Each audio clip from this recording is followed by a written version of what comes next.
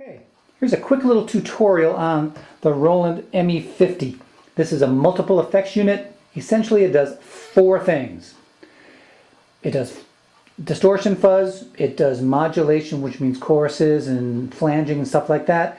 It does delays, and it does volume control and or any other pedal actuated parameters like wah.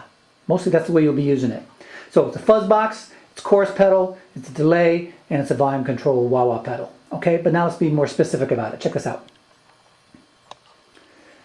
Across the top of this piece of gear is a series of universal or global effects. These affect it all the time that it's on. Tone modifier is just an opportunity to change the kind of the sound of your guitar going into the effect. I would suggest you leave it on off all the time unless you're looking for something particularly odd. Okay, so off is just the way your guitar sounds. Next to that is a compressor. Not a big issue unless we're playing 80s Michael Jackson tunes. A compressor allows you to hit the guitar hard, have it squeeze down on the sound so you don't get too loud, and then lets you sustain or hold the note without it dying out as it brings the level back to where it's normally supposed to be. The big famous compressor in old times was the orange squeezer for obvious reasons. Next to that is a noise suppression. That's what NS is. If you got a super noisy guitar that has bad shielding in it, this might be a place where you could put some noise suppression on it so that the garbage coming out of your guitar only comes out when the guitar is playing, so you really don't notice it quite so much. Next to that is reverb. On this verb you get four little choices of types of reverb that are being emulated. Just different kinds of reverb. They're all digital, but the spring one is digital kind of to make it sound like it's boinging like an old Fender amp. Next to that is a level control that you really got to know what's going on. This is the master level for the entire box. This is where you dive. If you're playing live and your rig isn't loud enough, the guitar's up all the way, your amplifier's 10 feet away, dive for this control on your pedal board. That'll turn your whole rig up.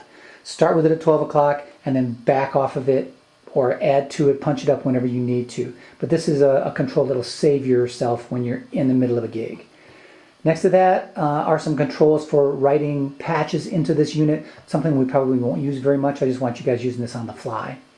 Next to that, finally, this is a place where the numbers of the patches of the presets show up. This is also where your readout, as you might guess from the top of it. When you're tuning your instrument, this is a spot where you'll see whether you're tuned sharp or flat like any other Roland tuning device. Okay, backing out. The pedal over here, there's kind of the gas pedal on this deal, is a huge thing for you being live too. Get yourself in the habit. When you start a tune, you're standing on your left foot and your right foot is on this pedal. You don't know how loud you need to be until the band starts playing with you. So plan on adjusting your sound as soon as the thing begins. So in other words, just like a car where you have to have your foot on the brake or when you're in park to get the thing to turn over. In this case, I don't want you to start a tune without your foot on the volume control. So the first thing you do is mix yourself according to the band and then you're fixed forever. Next to that is it runs on volume all the time. When you push down on the toe of the pedal, it flicks a switch and then the pedal becomes either a wah-wah pedal or a tweaker for resonance, a voice emulator, some octaving things, some other tricks. Basically leave it on wah for most tunes. So you have a wah-wah pedal under your hands all the time, or it's just like a crybaby at that point. Okay? Those are global. Now, let's get a little more specific and get inside each one of these patches. So let me bring you in to this sound first. Okay, let's talk about distortion. First of all, the first obvious space is there are 20 presets. Start with presets, man. And the best preset is 0-1, the bottom one where it's set right now. As you see, as you spin the dial, you get 10. If you flick that switch over there, it's a variation, you get the 10 that are in the boxes on the outside. Start with natural and move up from there. The rest of them just sound more and more bizarre. Okay, under that are 4 parameter buttons. Drive, which refers to amount of dirt on the sound.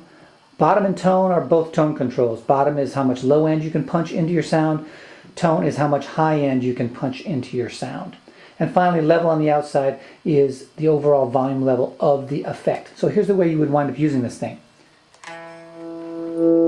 Here's a sound with no distortion on. The distortion gets turned on. I can affect the amount of dirt. loudness, so that when I click it in, it's similar to my clean sound, only crunchier, as opposed to, oh, that's too quiet, oh, I gotta reach down. Let's hit that stuff up before, or, worse yet, here's clean, oh my god, it's too loud. Set your level so it's similar to your clean sound, but just affected. Bottom, no bottom, car radio, more bottom, treble, edge, nose, dead. Usually, looking at these guys at 1 o'clock and at 11 o'clock is a pretty smart place to be. So that's distorto.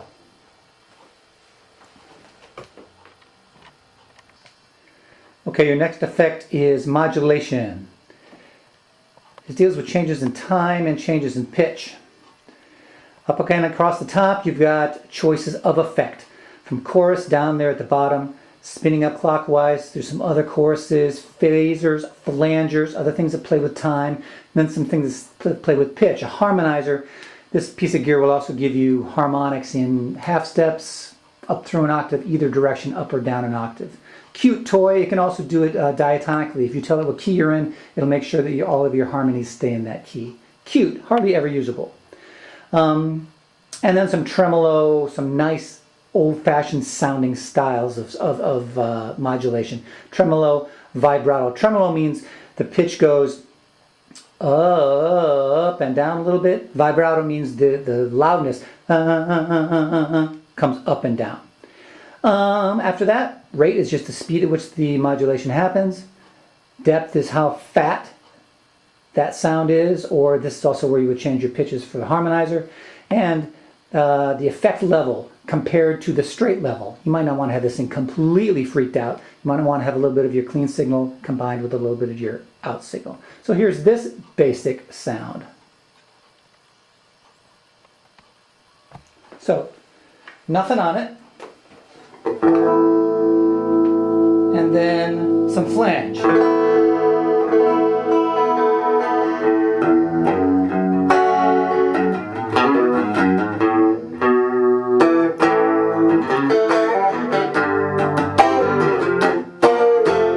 Cooler sounding then.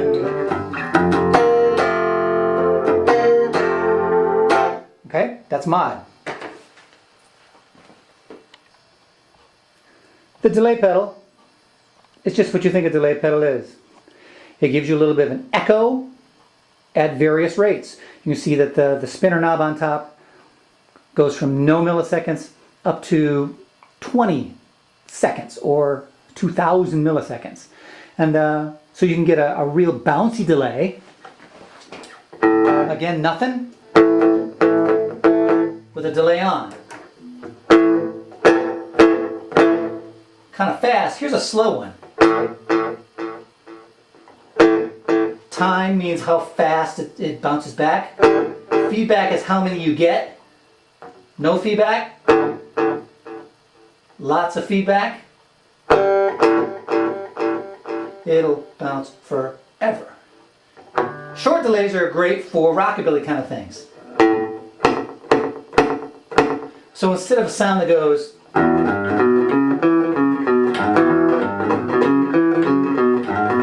you get this.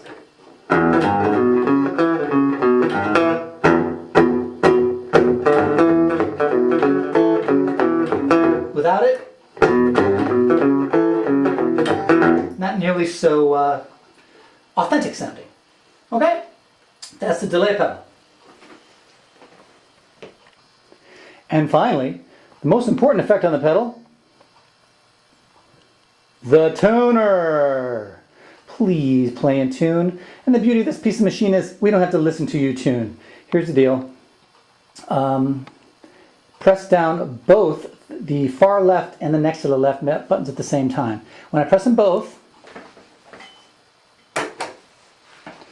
the window over on the right, he lights up and he's waiting for me to hit my notes.